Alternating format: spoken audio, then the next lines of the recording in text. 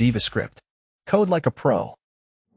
Hello guys, welcome to DivaScript। इस वीडियो में हम सीखेंगे एरो फंक्शंस के बारे में, जो कि फंक्शंस का ही एक एक्सटेंशन है और जो कि ES6 में इंट्रोड्यूस किए गए थे। नॉर्मल फंक्शंस जिस तरीके से लिखते थे और एरो फंक्शंस दोनों का सेम ही काम है। एट द एंड हम एक फंक्शन ही बना रहे हैं, लेकिन दो तीन चीजें ऐसी है वो आपको अभी वीडियो में मैं दिखाऊंगा जिसकी वजह से आप एरो फंक्शंस को ज्यादा प्रेफर करेंगे। इसके पहले वाली वीडियोस में हमने फंक्शंस को बहुत डिटेल से समझा था और कैसे फंक्शन लिखते हैं, पैरामीटर्स क्या होते हैं, रिटर्न क्या होता है और अर्ली रिटर्न क्या होता है, ये सारी चीजें हमने डिटेल में सीखी थी। तो एरो फंक्शन सिखाते समय मैं अज्यूम करूंगा कि आपको वो सारी चीजें आती है। अगर आपने वो वाली वीडियो नहीं देखी, आई वुड रिकमेंड कि आप पहले वो देख लीजिए।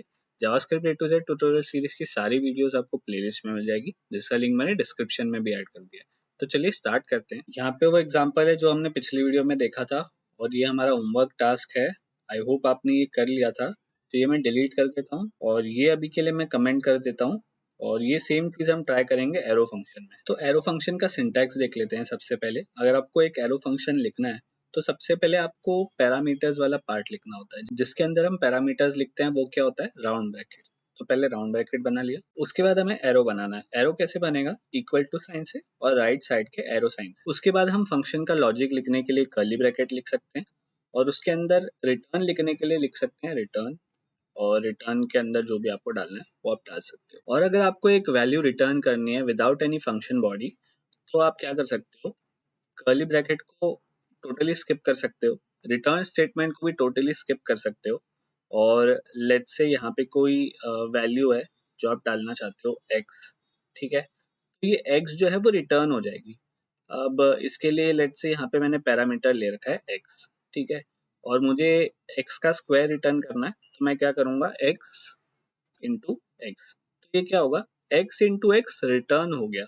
यहाँ पे मैंने ना ही रिटर्न स्टेटमेंट लिखी है, ना ही कर्ली ब्रैकेट्स लिखे हैं, सीधा वो वैल्यू रिटर्न हो गई। तो इसके लिए क्या करना पड़ेगा? आपको कर्ली ब्रैकेट स्किप करनी होगी। जब आप कर्ली ब्रैकेट्स नहीं लिखते तो जो भी आप लिखेंगे वो वैल्यू डायरेक्टली रिटर्न हो जाएगी। अभी आपको अगर ये कंफ्यूजिंग लग रहा है तो कोई बात नहीं, एक सिंपल एग्जांपल देखते हैं। और सबसे पहले हम नॉर्मल फंक्शन लिख के देखते हैं और उसको रेप्लिकेट करेंगे हम एरो फंक्शन। तो एक नॉर्मल फंक्शन लिखते हैं, सम ऑफ टू नंबर्स। तो यहाँ पे मैंने लिखा फंक्शन ऐड a, b। यहाँ पे मैं लिखता हूँ कर्ली ब्रैकेट और रिटर्न किया a प्लस b, ठीक है? अब यही सेम चीज मैं एरो फंक्शन में लिखता हूँ। तो एरो फंक्शन को लिखने के लिए सीधा हम पैरामीटर से स्टार्ट नहीं करेंगे। जब मैंने आपको बताया था कि एरो फंक्शन कैसे लिखते हैं, उसमें हमने सिर्फ फंक्शन वाला पार्ट देखा था।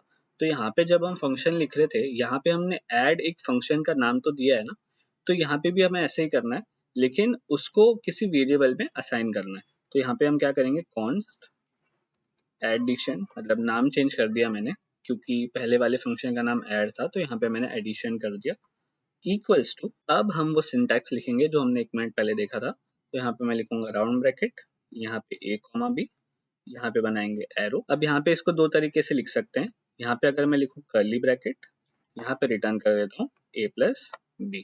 और दूसरा तरीका क्या है? कर्ली ब्रैकेट को और रिटर्न स्टेटमेंट को टोटली स्किप करते हैं। यहाँ पे सीधे मैं लिख दूंगा a प्लस b। इसका मतलब क्या है? a प्लस b रिटर्न हो गया। ये स्पेसिफिकली तब काम आता है जब आपकी कोई फंक्शनल बॉडी नहीं है। अगर आपकी कोई फंक्शनल बॉडी है, जैसे आपको और भी लॉजिक इसमें कुछ लिखना है, जैसे कि const c equals to a plus b और फिर आपको रिटर्न करना है c, तो ये आप बिना कर्ली ब्रैकेट और रिटर्न स्टेटमेंट के नहीं लिख सकते, क्योंकि लॉजिक लिखने के लिए आपको एक एक्स्ट्रा लाइन लिखनी पड़ गई। हालांकि सेम ही चीज हो रही है यहाँ पे, मैंने बस एक्स्ट्रा इसको घुमा के लिख दिया है। बट जैसे कोई बड़ा फंक्शन हो, जैसे कि ये वाला फंक्शन था, इसमें कुछ ना कुछ लॉजिक लिखना पड़ा था हमने। डायरेक्टली हम कोई वैल्यू को रिटर्न नहीं कर सकते, राइट?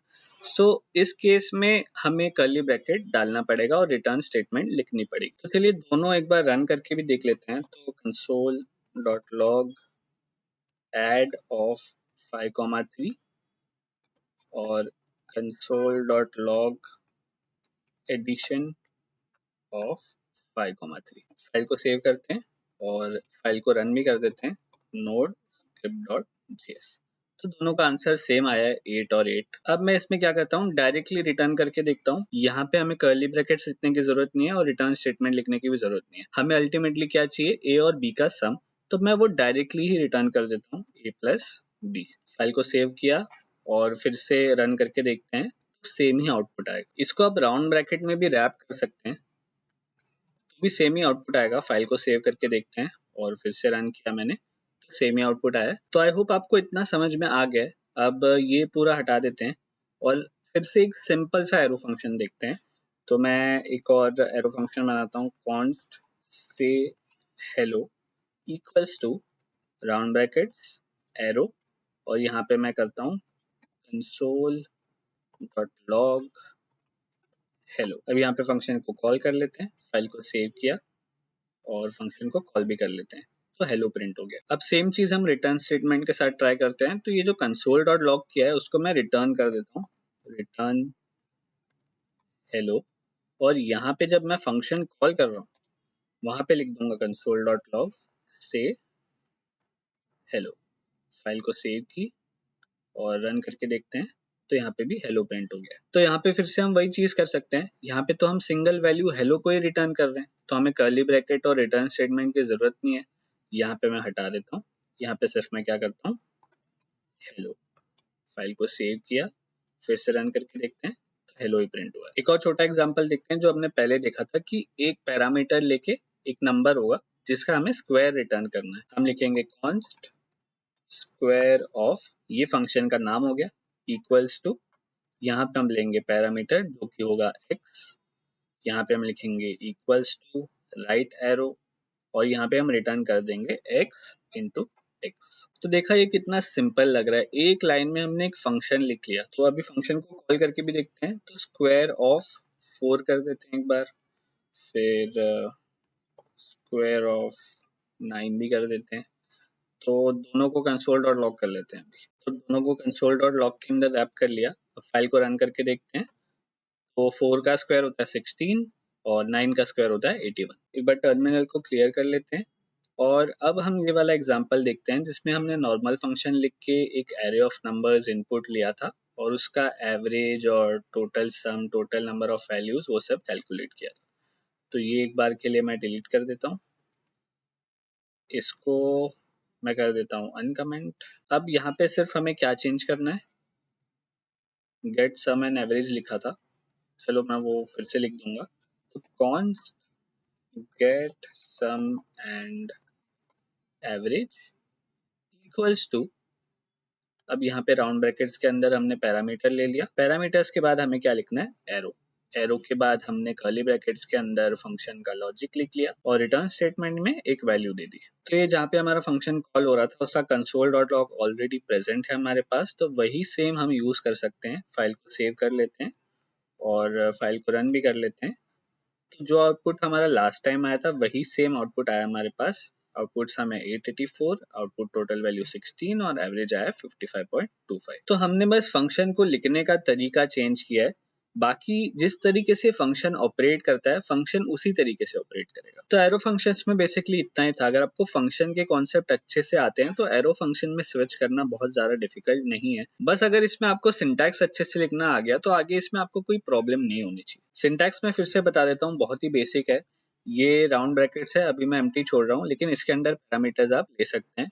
आपको बनाना है एरो, उसके बाद कर्ली ब्रैकेट्स। कर्ली ब्रैकेट्स के अंदर आप फंक्शन की बॉडी लिख सकते हैं, और आपको अगर फंक्शन की बॉडी नहीं लिखनी, सीधे आपको रिटर्न करना है, तो यहाँ पे कोई ना कोई वैल्यू आप रिटर्न कर सकते हैं। मोस्टली ये रिटर्न वैल्यू होती है कनेक्टेड आपके पैरामीटर से, लेकिन ऐसी कोई वैल्यू है जो पैरामीटर से कनेक्टेड नहीं है, क्योंकि ऐसा भी हो सकता है आप पैरामीटर ले ही नहीं रहे हो इनपुट में। तो यहाँ पे जैसे हमने से हेलो में किया था, आप ऐसी कोई वैल्यू यहाँ पे डाल सकते हो जो किसी और वैल्यू पे डिपेंडेंट नहीं है। और अगर आपको ओल्ड फैशन वे में लिखना है तो यहाँ पे आप कर्ली ब्रैकेट लिख के रिटर्न में कर सकते हो हेलो। इसमें आप एक और चीज कर सकते हो, अगर आपका पैरामीटर सिर्फ एक सिंगल आर्ग्यूमेंट है, मतलब आपको 2 आर्ग्यूमेंट एज पैरामीटर्स नहीं चाहिए, तो आप ये भी कर सकते हो, const square of, same example देखते हैं।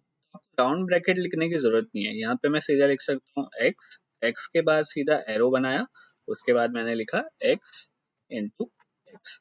अगर आर्ग्यूमेंट सिंगल है, आपका पैरामीटर एक ही है, तो आपको राउंड ब्रैकेट लिखने की जरूरत नहीं है। अगर एक से ज्यादा है तो आपको कॉमा डालना पड़ेगा, तो उसके लिए आपको राउंड ब्रैकेट्स की जरूरत पड़ेगी। एक बार ये फिर से भी रन करके देख लेते हैं। तो स्क्वायर ऑफ मैंने कर दिया 6, इसको रैप कर लेते हैं कंसोल डॉट लॉग में।